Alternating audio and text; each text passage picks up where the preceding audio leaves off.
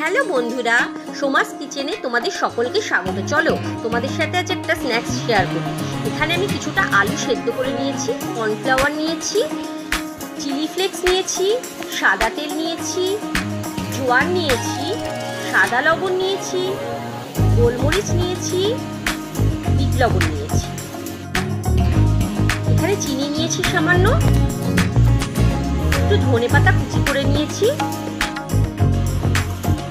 এবার আলুগুলোকে ম্যাশারের সাহায্যে একটু ম্যাশ করে নিচ্ছি।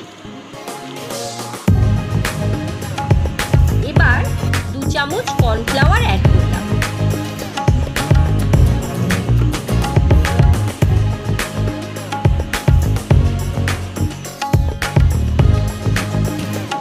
এবার ওই ধনেপাতাটা অ্যাড করে দিলাম।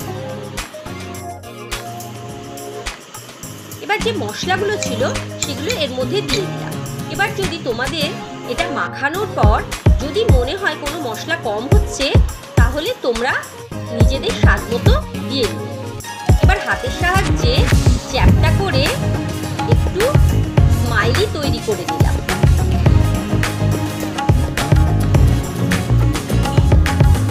ফ্রাইং প্যানে তেল দিয়ে তেলটাকে ভালো করে গরম করে নিয়ে তার মধ্যে সমস্ত পটেটো রিংসগুলোকে ছেড়ে দিলাম।